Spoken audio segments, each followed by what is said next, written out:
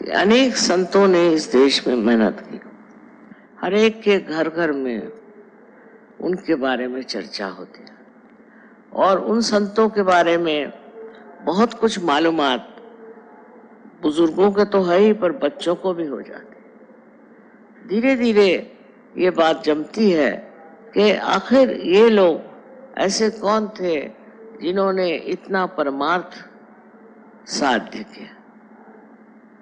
पता नहीं कैसे इतने व्यवसायिक लोग जिनका सारा ध्यान रात दिन पैसा कमाने में, सत्ता कमाने में जाता है, वो मुड़कर सहयोग में आ गए, क्योंकि उनकी जो वो खोज थी उसमें आनंद नहीं था, उसमें सुकून नहीं था, शांति नहीं थी, किसी प्रकार का विशेष जीवन नहीं था। जब मनुष्य ये पता लगा लेता है कि उसके अंदर कोई ऐसी वास्तविक आनंद की भावना आई नहीं, न ही उसने कोई उस सुख को पाया जिसके लिए वो इस संसार में आया है। न जाने कैसे एक ज्योत से अनेक ज्योत जलती गई और आज मैं देखती हूँ कि हजारों लोग यहाँ पर आज उपस्थित हैं जिन्होंने अपने अंदर की अंतरात्मा को पहचाना है। सबसे पहले जान लेना चाहिए कि हमारे अंदर जो बहुत सी त्रुटियां हैं उसका कारण है कि हम लोगों ने धर्म को समझा नहीं। जो कुछ धर्म मार्तंडों ने बता दिया हमने उन्हीं को सत्य मान लिया। उन्होंने कहा कि आइए आप कुछ अनुष्ठान करिए या कुछ पूजा पाठ करिए या और हर तरह की चीज बताई। मुसलमानों को भी इस तरह से पढ़ाया गया कि तुम अगर इस तरह से नमाज पढ़ो और इन मुल्लाओं के कहने पे चलो तो तुम्हें मोक्ष मिल जाएगा। अब मनुष्य सोचने लगा कि ऐसा तो कुछ हुआ नहीं, ऐसी तो कोई प्राप्ति हुई नहीं, फिर ये है क्या? ये कर्म कांडों में हम क्यों फंसे? और ये कर्म कांड हमें बहुत ही गहरे अंधकार में ले जाते हैं। हम लोग सोचते हैं कि इस कर्म कांड से हम कुछ पालेंगे, सो किसी ने पाया नहीं। जन्म जन्मांतर से लोगों ने कितने कर्म कांड किए हैं, उन्होंने क्या पाया? अब पाने का समय भी होता है। आज इस कलयुग में ये समय आ गया, ऐसा आया है कि आपको सत्य प्राप्त हो। सत्य की प्राप्ति यही सबसे बड़ी चीज है और सत्य ही प्रेम है और प्रेम ही सत्य है। इसकी और आप जरा विचार करें कि हम सत्य को खोजते हैं तो सोचते हैं कि सन्यास ले लें, हिमालय पे जाएं, अपने बाल मुंडा लें और तरह की चीजें करें। जब सत्य का वास अंदर है तो ये बाह्य की चीजों से और उपकरणों से क्या होने वाला? इससे तो मनुष्य पा नहीं सकता सत्य, क्योंकि इसके साथ कुछ सत्य लिपटा ही नहीं है। तो करना क्या है? करना ये है कि आपके अंदर जो सुप्त शक्ति कुंडलिनी की है उसे जागृत करना है। अब कुंडलिनी की शक्ति आपके अंदर है या नहीं, ऐसी शंका करना भी व्यर्थ है।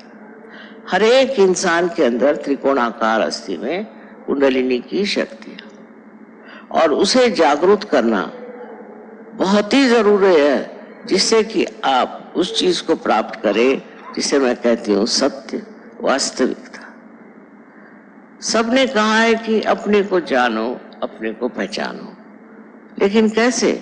हम तो अपने को जानते ही नहीं। हम जो हैं अंदर से न जाने कितनी त्रुटियों से भरे हुए हैं। लोभ, मोह, मद, मत्सर, लोभ, सब तरह की चीजें हमारे अंदर, और हम ये नहीं समझ पाते कि ये कहाँ से सब आ रही हैं और क्यों हमें इस तरह से ग्रसित किया। इस चीज का अगर आप ध्यानपूर्वक समझे तो एक बात है कि ये त्रुटियां जो हैं ये सब बाह्य की। आत्मा शुद्ध निरंतर, उसके ऊपर कोई भी तरह की लांछना नहीं आती। और जब ये आई है तो ये किसी वजह से आई होगी। हो सकता है कि आपकी परंपरागत ही आई, पूर्व जन्म से आई, माँ बाप से आई, समाज से आई, न जाने कहाँ कहाँ से ये सब चीजें आपके अंदर समाविष्ट हुई। अब इसके पीछे अगर खोजते रहें कि ये कहाँ से आई, क्या हुआ, इससे अच्छा है कि इसको किसी तरह से नष्ट कर दें। ये हमारे अंदर जो खराबियां हैं यही नष्ट हो जाएं तो फिर क्या हम एक शुद्ध चित्त बन जाते। इसकी व्यवस्था जिस परमेश्वर ने आपको बनाया उसने की। अब आपके अंदर इतनी ही स्वतंत्रता है कि आप अपने को पहचानने के लिए जो सर्वसिद्ध प्रक्रिया है उससे अपनाएं, और वो प्रक्रिया है कुंडलिनी जागरण की। मैं ये बात कह रही हूं, ऐसा नहीं। अनादिकाल से अपने भारतवर्ष में कुंडलिनी और कुंडलिनी के जागरण की बात की गई। हाँ, हालांकि उस वक्त में कुंडलिनी का जागरण बहुत कम लोगों को प्राप्त होता और बहुत मुश्किलें होती, लेकिन इसका भी समय आ जाता है कि ये सामूहिक हो जाए। और आज यही बात है, इस सामूहिक स्थिति में आपने कुंडलिनी का जागरण पाया है। अब इस सामूहिक स्थिति पे आकर के जब आप इस कुंडलिनी के जागरण से प्लावित हुए और जब आपके अंदर एक विशेष रूप का चैतन्य स्वरूप व्यक्तित्व प्रकट हुआ है, उस वक्त आपको ये सोचना चाहिए कि वास्तविक मैं तो ये हूं और आज तक न जाने किस चीज के पीछे मैं भ्रामकता में मैं चल रहा था। ये सब होता गया, आपके अंदर जमता गया, बनता गया, और ये सब आपके सुबुद्धि, दुर्बुद्धि और न जाने किस चीज से जुटता गया। सबसे बड़ी बात है कि हमें अपने को अगर पहचानना है तो सर्वप्रथम हमारा संबंध उस चारों तरफ फैली हुई चैतन्य सृष्टि से होना। चैतन्य से एकाकारिता प्राप्त होनी चाहिए, और उसके लिए चैतन्य से एकाकारिता के लिए कुंडलिनी ही उसका मार्ग है, और कोई मार्ग नहीं। कोई कुछ भी बताए और कोई मार्ग है नहीं। लेकिन लोग आपको भुलावे में डालते हैं और लोग भटकने लगते हैं। जैसे मैं एक बार एक गुरुजी का प्रवचन सुन रही थी, तो उन्होंने तो शुरू में ही गालियां देनी शुरू कर दी। तो उन्होंने कहा कि आप लोग विकृत हैं। मैंने गाली हो गई, आप लोग विकृत हैं और आप की जो तरीके हैं उसमें आप भगवान को नहीं खोज रहे, आप प्रवृत्ति मार्गी हैं, आप हर एक चीज तरफ दौड़ते हैं। ये तो बात सही है, आप सब इस तरह से एक तरफ से दूसरी तरफ दौड़ते हैं, और दौड़ करके और आप अपने को खो जाते हैं।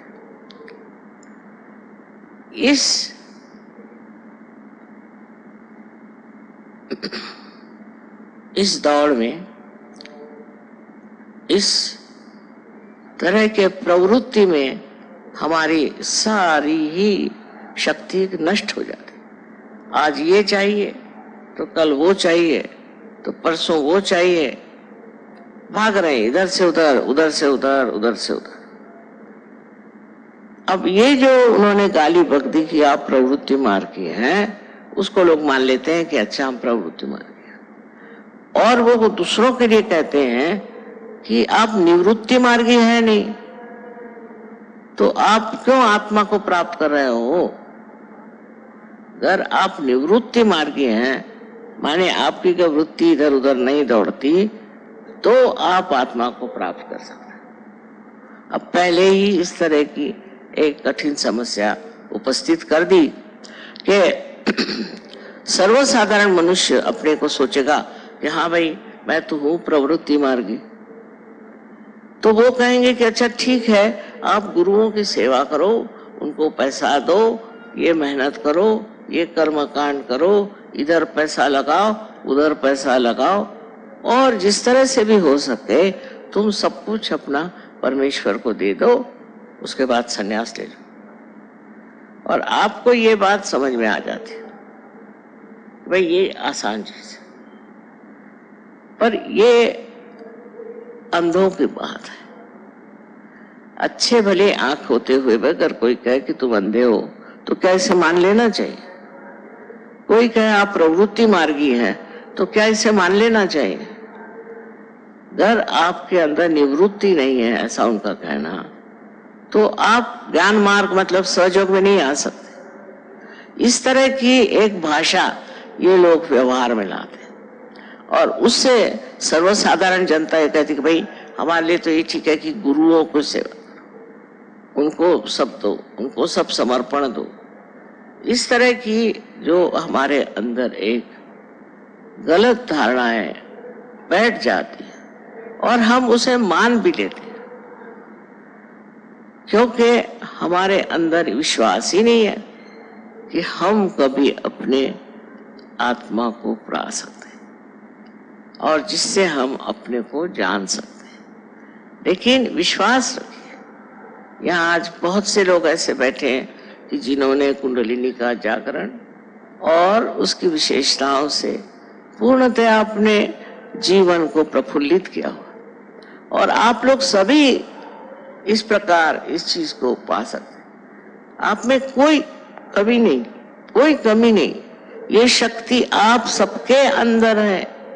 आपने कुछ भी किया हो, आपने कोई भी गलत काम किया हो, आप परमात्मा के विरोध में भी खड़े हो, चाहे जो भी किया हो, ये कुंडलिनी तो अपनी जगह बैठी हुई है, और जब कोई उसको जगाने वाला आएगा तो वो जग जाएगी। और ये जो बाह्य की चीजें हैं, इसको प्रवृत्ति कहते हैं, ये जो आपके अंदर षड्रिपु हैं, ये एकदम झड़ जाएगा। जब आप देखते हैं कोई बीज आप माँ के उदर में डालते हैं तो अपने आप प्रस्फुटित होता है। बीज में तो कुछ नहीं दिखाई देता, पर जब वो माँ के पेट में जाता है तो वो अपने आप प्रस्फुटित हो जाता है। इतना ही नहीं, पर उसके अंग प्रत्यंग में जीवन आ जाता है। उसी प्रकार कुंडलिनी के जागरण से आप जागृत हो जाते हैं, और आपके अंदर की जो वृत्तियां हैं, जो नाशकारी हैं, जो गलत हैं, वो अपने आप जड़ जाती हैं। ये बड़ा आश्चर्य का विषय है, किंतु ऐसे बड़ी आश्चर्य की बात नहीं, क्योंकि ये घोर कलयुग है, ये घोर कलयुग है, और इसके प्रताप से न जाने कितने लोग झुलस गए, और अब इसी कलयुग में ये कार्य होने वाला है, और इसी कलयुग में आप इसे प्राप्त करने वाले हैं, और उस परम तत्व को आप प्राप्त करने वाले हैं जो आपके अंदर आत्मा स्वरूप विराजित है। उसके प्रकाश में आप अपने को जानेंगे। आप जानेंगे कि आपके अंदर से कौन से दोष गिर गए, और अब आप शुद्ध चित्त वाले आत्मा स्वरूप हो गए। इसको जब आप जान लेंगे कि आपकी ये स्थिति है और यही सच्चाई है, तो जितनी झूठी बातें हैं आप छोड़ देंगे। उससे क्या फायदा? किसी भी झूठी बात को साथ लेकर के आप कहाँ जा सकते हैं?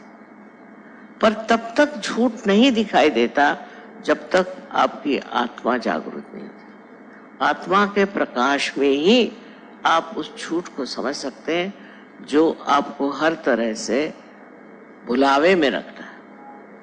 और इस भुलावे में हर तरह के लोग घूम रहे हैं।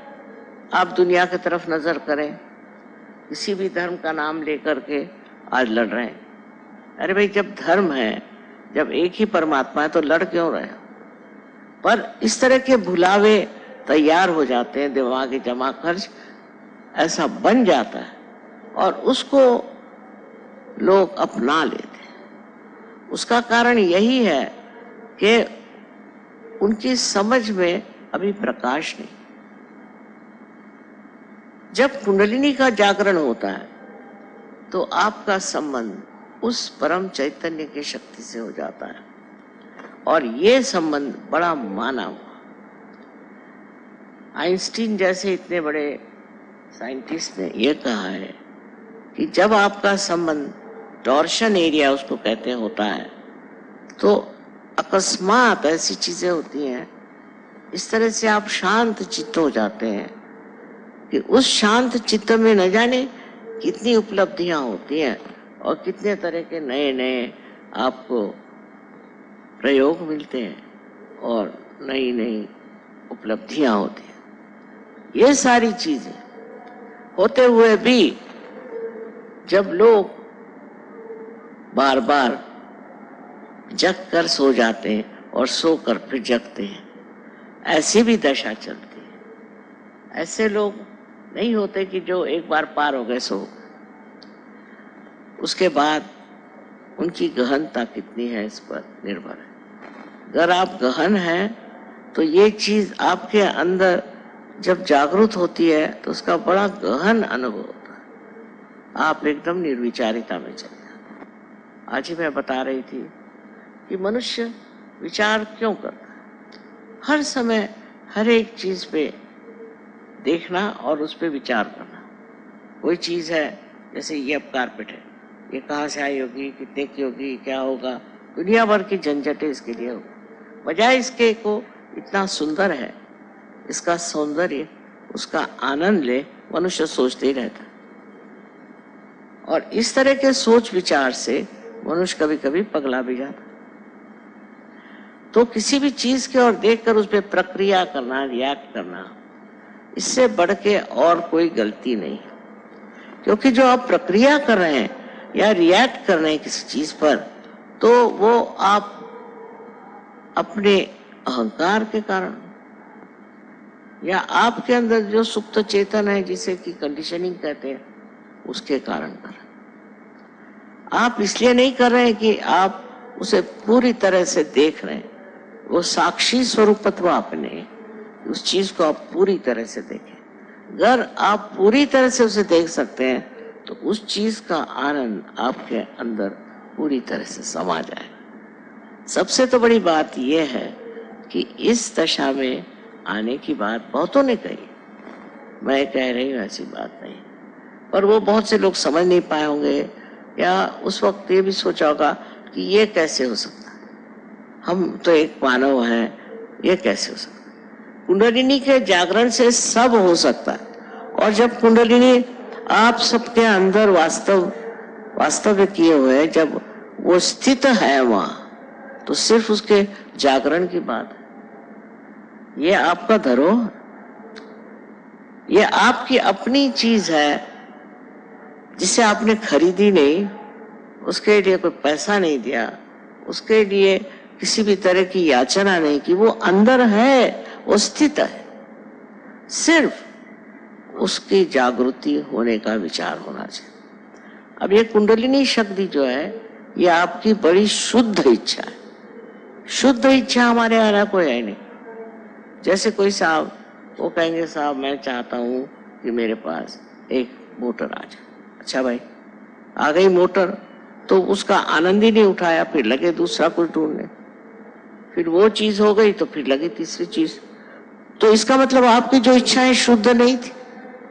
अगर वो शुद्ध इच्छा होती तो आप तृप्त हो जाते। ये कुंडलिनी शक्ति आपकी शुद्ध इच्छा है और ये परमेश्वरी इच्छा है। ये जब आपके अंदर जागृत हो जाती है तो आप तृप्त हो जाते हैं।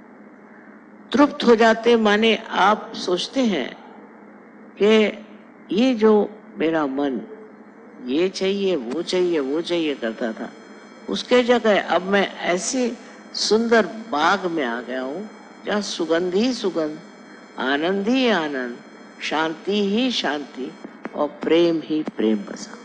ये जब स्थिति आपकी आ जाती तो फिर आप मुड़ के नहीं देखते उधर जो गलत चीज है। अधिकतर होते हैं ऐसे भी लोग, तो भी कुछ फिर गिरते हैं, फिर उठते हैं, फिर गिरते हैं।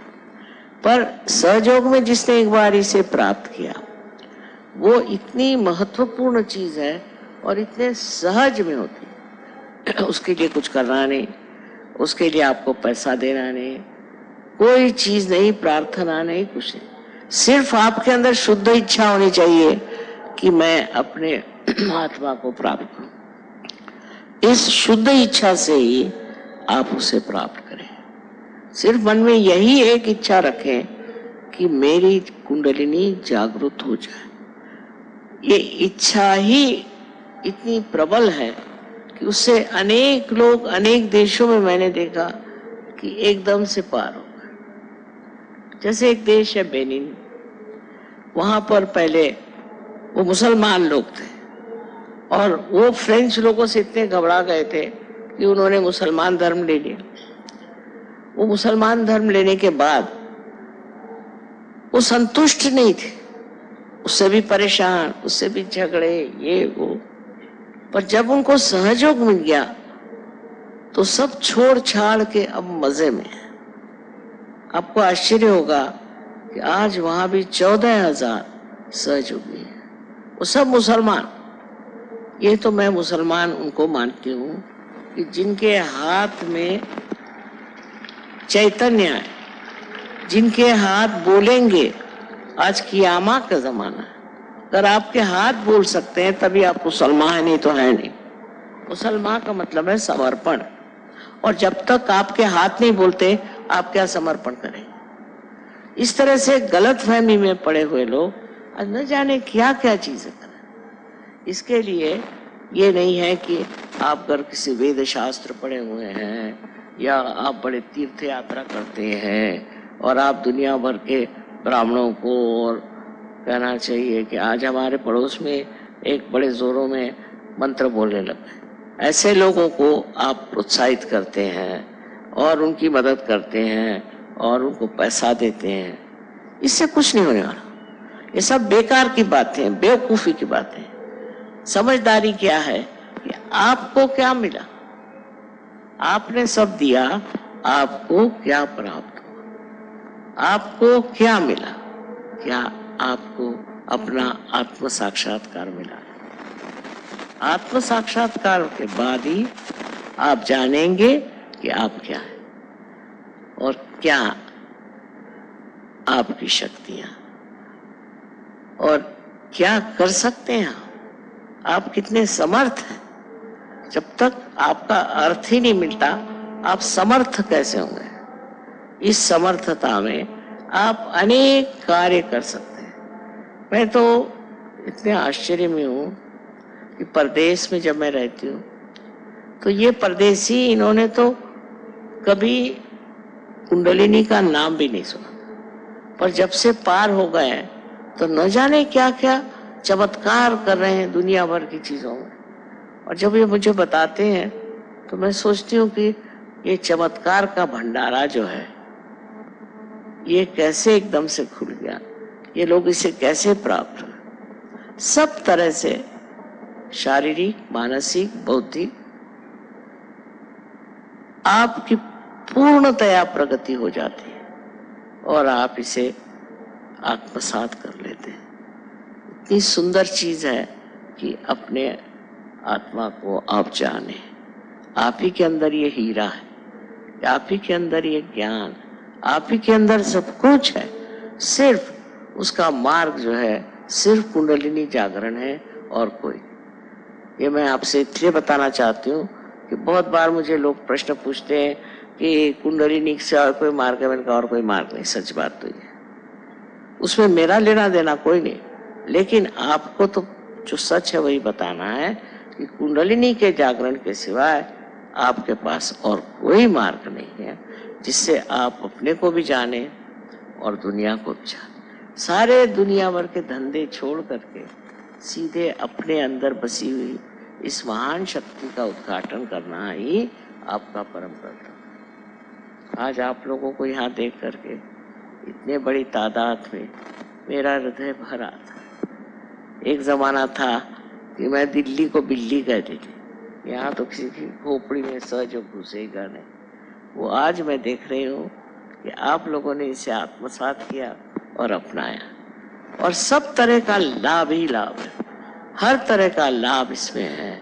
और अगर महालक्ष्मी की कृपा हो जाए तो अपना देश भी एक बड़ा सुरम्य और बहुत वैभवशाली देश हो जाए। इसलिए हमको सबको सामाजिक रूप से इसे फैलाना चाहिए, और इस सामाजिक रूप में हर तरह का पहलू हमें पहचाना। जहाँ जहाँ लोगों को तकलीफ है, मैंने कम से कम ऐसे 16 प्रोजेक्ट बनाए जिसमें औरतों को मदद करना, बच्चों को मदद करना, बीमारों को मदद करना, बूढ़ों को मदद करना, खेतीहर लोगों को मदद करना आदि अनेक से प्रोजेक्ट्स बनाए हैं कि जिसमें सहयोग कार्यशील है। और इस कार्य को करते हैं वो समझते हैं कि ये हमारे अंदर इतनी शक्ति कैसे है।